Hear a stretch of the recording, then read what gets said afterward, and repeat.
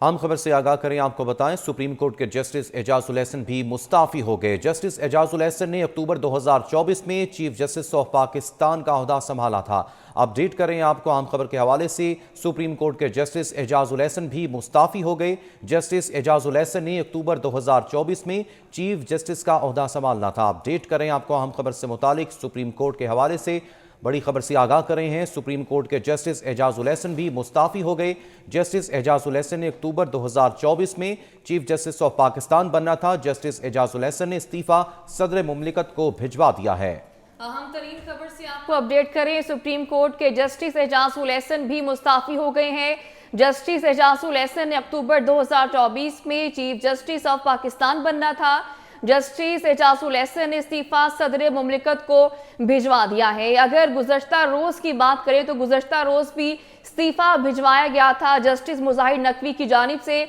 जिसे आज सदर ने मंजूर कर लिया और आज एक और इस्तीफा सामने आया है। सुप्रीम कोर्ट के जस्टिस एजाजुल एहसन ने मुस्ताफी होने का फैसला किया। जस्टिस एजाजुल एहसन ने अक्टूबर 2024 में चीफ जस्टिस ऑफ पाकिस्तान बनना था। बात करेंगे, आसिया कौसर हमारे साथ मौजूद हैं। आसिया, बताइएगा, मुस्ताफी होने का फैसला किया गया है, इसकी कोई वजह सामने आई?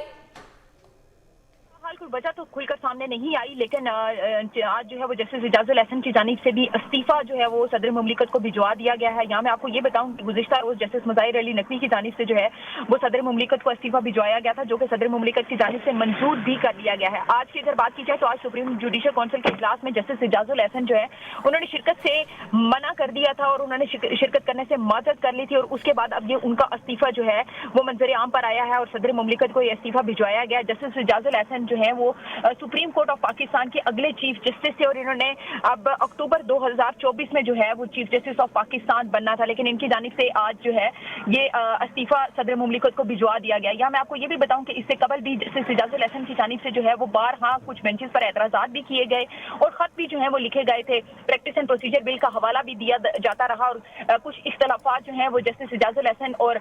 चीफ जस्टिस कादी फाइज ईसा और दीगर जजेस के दरमियान जो है वो खतूत की सूरत में जो है वो सामने आते रहे हैं। आज भी जब सुप्रीम जुडिशल काउंसिल के इजलास का आगाज हुआ तो जस्टिस एजाजुल एहसन की जानिब से सुप्रीम जुडिशल काउंसिल में इजलास में शिरकत से जो है वो माजरत कर ली गई थी और उसके बाद जो है वो अब उनकी जानिब से इस्तीफा जो है वो भिजवा दिया गया है सदर मुमलिकत को। सुप्रीम जुडिशल काउंसिल के इजलास में जब जस्टिस एजाजुल एहसन की जानिब से शिरकत से माजरत की गई तो जस्टिस मंसूर अली शाह को जो है वो इस सुप्रीम जुडिशल काउंसिल का हिस्सा बनाया गया और उन्होंने बतौर मेंबर जो है वो सुप्रीम जुडिशल काउंसिल के इजलास में शिरकत की। अगर बात की जाए सीनियरिटी की तो जस्टिस एजाजुल एहसन जो है वो जस्टिस मंसूर अली शाह से सीनियर है और अगर चीफ जस्टिस के बाद बात की जाए तो चीफ जस्टिस ऑफ पाकिस्तान के बाद जो है वो जस्टिस सरदार तारिक मसूद जो है वो मोस्ट सीनियर जज हैं और उसके बाद जस्टिस एजाजुल एहसन जो है वो मोस्ट सीनियर जजेस में शामिल होते हैं। अब जस्टिस सरदार तारिक मसूद का टेन्योर चूंकि चीफ जस्टिस के टेन्योर पूरा होने से पहले खत्म हो रहा है तो उसके बाद अब जस्टिस सरदार तारिक मसूद के बजाय जस्टिस एजाजुल एहसन ने अक्टूबर 2024 में चीफ जस्टिस भी बनना था, लेकिन आज उनकी जानिब से भी इस्तीफा जो है वो भिजवा दिया गया है सदर मुमलिकत को। अब देखना यह है कि सदर मुमलिकत उनका इस्तीफा मंजूर करेंगे और अगर करेंगे तो कितनी देर में यह इस्तीफा मंजूर होगा, क्या मंजूर किया जाता है या मुस्तरद किया जाता है। ठीक है आसिया, आज सुप्रीम जुडिशल काउंसिल में भी जस्टिस एजाजुल एहसन ने शिरकत करनी थी लेकिन वो उसमें भी शिरकत नहीं कर सके। आप कुछ इख्तलाफात का भी जिक्र कर रही थी कि चीफ जस्टिस से कुछ इख्तलाफात भी रहे हैं, किस किस्म के इख्तलाफात थे, जरा वो बताइएगा। देखें, सुप्रीम जुडिशल काउंसिल के इजलास में आज जो है वो जस्टिस एजाजुल एहसन की जानिब से शिरकत में माजरत की गई थी और जब जस्टिस एजाजुल एहसन की जानिब से मना किया गया कि वो सुप्रीम जुडिशल काउंसिल के इजलास में शिरकत नहीं कर सकते तो उसके बाद सुप्रीम जुडिशल काउंसिल का इजलास जो है उसमें कुछ देर का वक्फा किया गया। फिर जब वक्फे के बाद सुप्रीम जुडिशल काउंसिल का इजलास दोबारा शुरू हुआ तो जस्टिस एजाजुल एहसन की जानिब के बजाय जो है वो जस्टिस सरदार तारिक मसूद जो है वो सुप्रीम जुडिशल काउंसिल के इजलास में शरीक हुए। जस्टिस एजाजुल एहसन की जानिब से जो है वो कुछ आईनी और कानूनी इख्तलाफात जो है वो हमेशा खतूत की सूरत में सामने आए हैं। उसमें हम ये नहीं कह सकते कि कोई जाती किस्म का उसमें इख्तलाफ सामने नहीं आया। जस्टिस एजाजुल एहसन की जानिब से बारहा जो है वो चीफ जस्टिस को खत लिखे गए जिसमें प्रैक्टिस प्रोसीजर के बिल के हवाले से और कुछ बेंचों की तश्कील के हवाले से जो है वो एतराज उठाया गया था कि ये बेंचेस जो है वो नहीं तश्कील दिए जा सकते थे। और ये बेंचेस जो है वो तश्कील दिए गए हैं। चूंकि अब जब प्रैक्टिस एंड प्रोसीजर बिल आया तो उसके बाद हमने देखा कि जो बेंचेस की तश्कील है उसका मामला सिर्फ चीफ जस्टिस के बजाय 3 सीनियर जजेस यानी कि चीफ जस्टिस समेत जो 2 मोस्ट सीनियर जजेस होंगे उनकी एक कमेटी बनाई गई 3 रुकनी, और उस 3 रुकनी कमेटी ने जो है वो फैसला करना था कि कौन सा केस किस बेंच में मुख्तस होगा और कौन सा जो है वो आर्टिकल 184(3) में आएगा। इसी तरह की जो है वो कुछ कानूनी अमेंडमेंट्स जो है वो आईनी की गई थी जजेस के इख्तियारात से मुतालिक। और ये प्रैक्टिस एंड प्रोसीजर बिल की अगर मैं बात करूं तो ये भी चीफ जस्टिस काजी फाइज ईसा ने आकर इस प्रैक्टिस एंड प्रोसीजर बिल को जो है वो बहाल किया था। इससे कबल साबिक चीफ जस्टिस उमर अता बंदयाल की जानिब से इस बिल को जो है वो मुअत्तल कर दिया गया था। लेकिन जब ये बिल बन गया तो उसके बाद इख्तियारात जो हैं वो 3 सीनियर जजेस के पास आ गए, यानी चीफ जस्टिस काजी फाइज ईसा, जस्टिस सरदार तारिक मसूद और जस्टिस एजाजुल एहसन के पास ये इख्तियारात आ चुके थे। कुछ बेंचेस जो हैं उसके बाद जब तश्कील दिए गए तो उन बेंचेस पर जस्टिस एजाजुल एहसन की जानिब से एतराज किया गया और फिर खत भी लिखे गए चीफ जस्टिस को कि ये बेंचेस की जो तश्कील है ये जो है वो प्रॉपर तश्कील नहीं दी गई, क्योंकि सीनियरिटी में जस्टिस एजाजुल एहसन उस कमेटी का हिस्सा है जिन्होंने बेंचेस की तश्कील करनी है, तो उनको एतमाद में नहीं लिया गया, उनकी जानिब से ये कहा जाता रहा। इस तरह की जो है वो एतराजात और इख्तलाफात जो है वो जस्टिस एजाजुल एहसन के और चीफ जस्टिस काजी फाइज ईसा के दरमियान खतूत के जरिए हमें वक्तन फवक्तन जो है वो नजर आते रहे हैं। मजमूई तौर पर तकरीबन 3 के करीब जो है वो खत चीफ जस्टिस को इस हवाले से लिखे गए थे। गुज़िश्ता रोज जो है वो जस्टिस मज़ाहिर अली नकवी की जानिब से इस्तीफा दिया गया, जो कि यकीनी तौर पर एक बड़ा कानूनी और आईनी झटका था सुप्रीम कोर्ट के लिए। और उसके बाद आज जो है वो जस्टिस एजाजुल एहसन की जानिब से भी जो है वो इस्तीफा दे दिया गया। या मैं आपको ये भी बताऊं कि ऑलरेडी सुप्रीम कोर्ट के अंदर जो है वो 17 जजेस होते हैं, जबकि 16 जजेस इस वक्त सुप्रीम कोर्ट के अंदर जो है वो वर्किंग उसमें थे, पोजीशन पर थे, जिसमें जो है वो जस्टिस मुसर्रत हिलाली की तैनाती के बाद 16 ये जजेस की तादाद हो गई थी। मजमूई तौर पर सुप्रीम कोर्ट के अंदर जो है वो 17 जजेस होते हैं, चीफ जस्टिस समेत 17 जजेस जो होते हैं। लेकिन अब चूंकि एक सीट पहले से खाली थी, अब जस्टिस मज़ाहिर अली नकवी ने भी इस्तीफा दे दिया, और अगर जस्टिस एजाजुल एहसन का इस्तीफा भी मंजूर कर लिया जाता है तो इसके बाद जो है वो सुप्रीम कोर्ट के जजेस की तादाद जो है वो 14 हो जाएगी।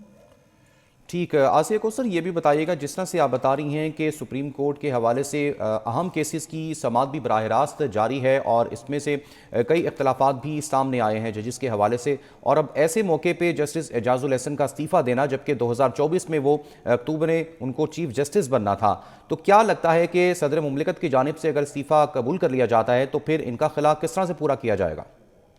देखिए, अगर खला की बात की जाए तो यकीनी तौर पर फील्ड 4 कोई जो है वो तैनातियां यकीनी तौर पर जो है वो सुप्रीम कोर्ट के अंदर की जानी चाहिए, क्योंकि सुप्रीम कोर्ट के अंदर ना सिर्फ आईनी और कानूनी केस जो है वो जेर समात हैं, बल्कि अगर हम बात करें जनरल केसेस की तो वो भी तकरीबन इस वक्त जो है वो मजमूई तौर पर 50,000 के करीब जो है वो तकरीबन केसेस इस वक्त पेंडिंग है। तो जजेस की तैनाती जो है वो इसके बाद मेरे ख्याल से फील्ड 4 जो है वो करना होगी। अब देखना यह है कि जस्टिस एजाजुल एहसन की जानिब से जो इस्तीफा दिया गया है ये किन ग्राउंड्स के ऊपर दिया गया है और इस्तीफे की वजूहात क्या लिखी हैं, क्योंकि अभी इस्तीफा जो है वो ताहाल रिटर्न तौर पर जो है वो मंजर आम पर नहीं आया, अभी हमें उसकी कॉपी मौसूल नहीं हुई। अब जब वो कॉपी मौसूल होगी तो उसके बाद ये पता किया जा सकेगा, ये अंदाजा लगाया जा सकेगा कि वजूहात क्या है और किन वजूहात की बिना पर जो है वो जस्टिस एजाजुल एहसन की जानिब से किन ग्राउंड्स के ऊपर ये इस्तीफा दिया गया है, और क्या आगे सदर मुमलिकत उन ग्राउंड्स के ऊपर ये दिया गया इस्तीफा मंजूर करेंगे या इसमें मजीद कोई जो है वो कानूनी या आईनी रास्ता बाकी है जिससे इसको पुर किया जा सकता है। लेकिन अगर जस्टिस एजाजुल एहसन का इस्तीफा मंजूर हो जाता है तो उस सूरत में यकीनी तौर पर सुप्रीम कोर्ट के अंदर जो है वो जल्द ही तैनातियों का जो है वो सिलसिला शायद शुरू किया जाएगा, और हाई कोर्ट के जो जजेस होंगे उन्हें प्रमोट करके शायद सुप्रीम कोर्ट की जो जजेस की कमी है और जो खला होगा उसको पूरा करने की कोशिश की जाएगी। ठीक है आसिया, जैसे कि जस्टिस एजाजुल एहसन है वो सीनियरिटी लिस्ट में आते हैं, डेफिनेटली आज भी वो पेश नहीं हो सके थे, माजरत कर ली थी उन्होंने जुडिशियल काउंसिल का जो इजलास था, तो इनके बाद सीनियरिटी लिस्ट में कौन आता है, किसको प्रेफरेंस दी जाएगी? अगर बात की जाए तो अभी तो चीफ जस्टिस के बाद अगर कोई सीनियरिटी लिस्ट में कोई जज एग्जिस्ट करता है तो वो तो फिलहाल जस्टिस सरदार तारिक मसूद और जस्टिस एजाजुल एहसन थे। लेकिन अगर जस्टिस एजाजुल एहसन चले जाते हैं तो उस सूरत में जस्टिस सरदार तारिक मसूद अभी चूंकि उनका टेन्योर जो है वो पूरा होने वाला है, जस्टिस सरदार तारिक मसूद जो है वो चीफ जस्टिस की रिटायरमेंट से पहले जो है वो उनका जो टेन्योर है वो पूरा हो जाएगा और उनकी मुद्दत मुलाजमत पूरी हो जाएगी, इसलिए वो चीफ जस्टिस जो है वो जस्टिस सरदार तारिक मसूद नहीं बन सकते। उसके बाद जस्टिस एजाजुल एहसन ने जो है वो चीफ जस्टिस बनना था 2024 में, अक्टूबर 2024 में, लेकिन चूंकि अब वो रिजाइन दे चुके हैं और अगर इनका रिजाइन एक्सेप्ट कर लिया जाता है तो उस सूरत में जस्टिस सैयद मंसूर अली शाह जो हैं वो मोस्ट सीनियर जज कंसीडर किए जाएंगे और यकीनी तौर पर अगले जो अपकमिंग चीफ जस्टिस होंगे अक्टूबर 2024 की अगर बात की जाए तो जस्टिस एजाजुल एहसन अगर उनका इस्तीफा मंजूर हो जाता है तो फिर जस्टिस सैयद मंसूर अली शाह जो है वो अक्टूबर 2024 में चीफ जस्टिस का जो है वो मनसब संभालेंगे।